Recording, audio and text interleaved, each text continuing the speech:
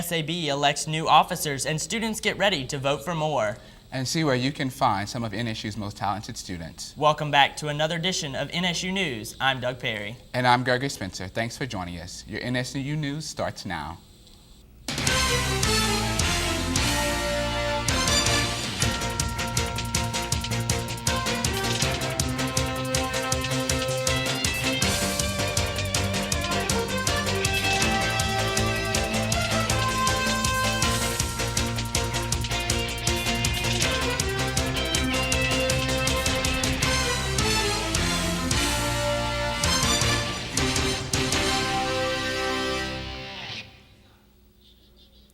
SAB elects their new executive officers for the fall 2010 and spring 2011 semesters, and Special Events Coordinator Jenny Brogy was elected as president.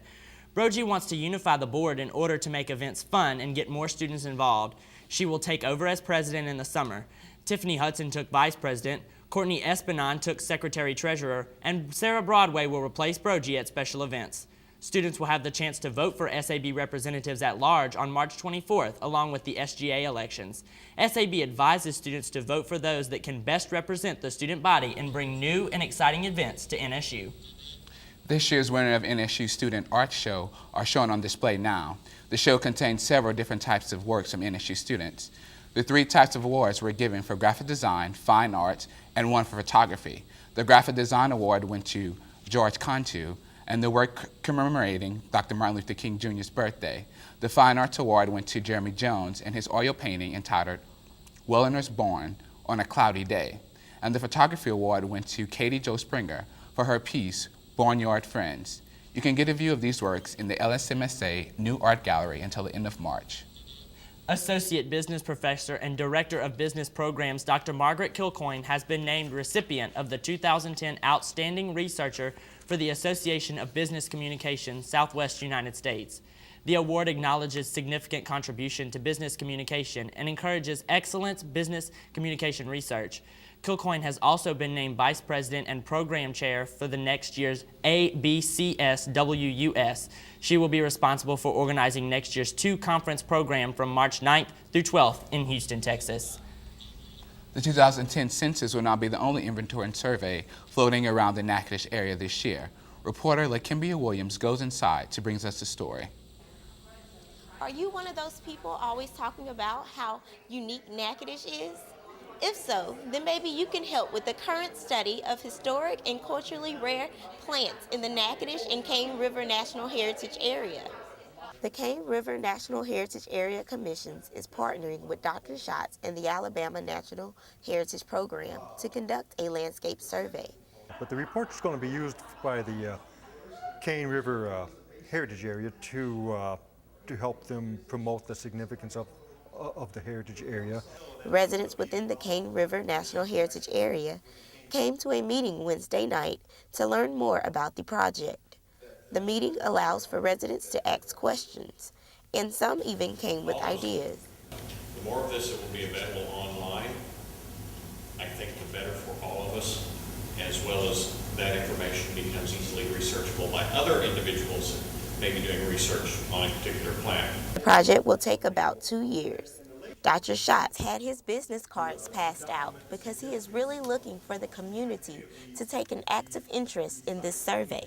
So what I'm looking for, if anyone has information on the locations of historically significant plants or those that have cultural significance rather, that type of information is going to be real helpful to me.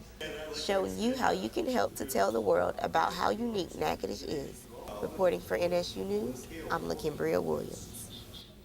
KNWD is back this semester and it's better than ever. Reporter Sarah Kramer tuned in to bring you this story.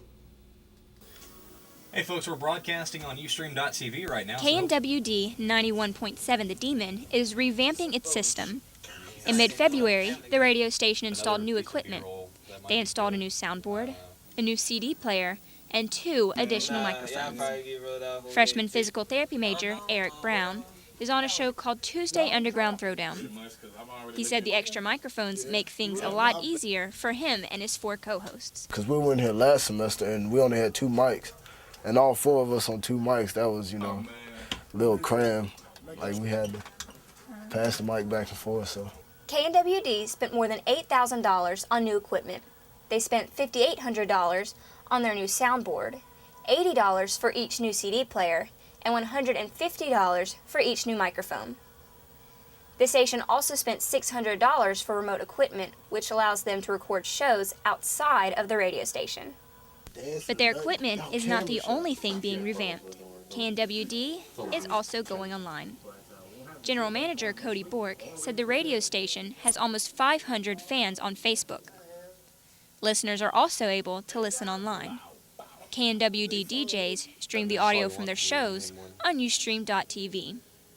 Bork said that listeners at NSU have really begun to get involved with the radio station. It's just been little things that really keep us through, saying, hey, this is really cool stuff on Facebook, or we get a call into the station saying, hey, we're really digging what you're doing.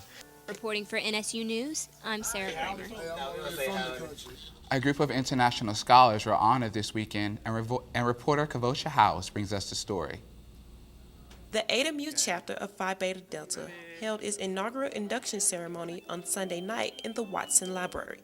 This latest addition to the NSU campus is a National Honor Society for international scholars who have excelled in a variety of fields. The organization itself has been in existence for over a century, but with the help of a committee of NSU faculty and staff, Phi Beta Delta finally comes to NSU. Music education professor Sharon Joy talks about the process of bringing Phi Beta Delta to the campus. And then I just began meeting with people, and I met with Dr. Abney and Dr. Horton, and then they directed me to Jean D'Amato, and then to Dr. Webb, and it just began growing and growing. The International Scholars Honor Society initiated 26 charter members from the NSU student body, as well as the faculty and staff, including a very special honorary member, NSU President Dr. Randall Webb. Dr. Webb reflects on his initiation into Phi Beta Delta and the importance of the organization on the campus. For me, of course, it's a very special occasion to be honored as an honorary member of this group, but it all reminds us all of the importance of our understanding people better, whether they be within our own country, in our own state, or around the world. With the end of this induction ceremony, Phi Beta Delta begins to cement its rightful place on the campus by encouraging the importance of international studies among NSU students. I'm Kavosha House with NSU TV News.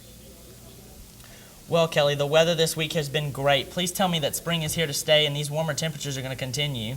Well, sadly, warmer temperatures are not going to be continuing, but spring is here. It's not getting much cooler, but there is a cold front coming through.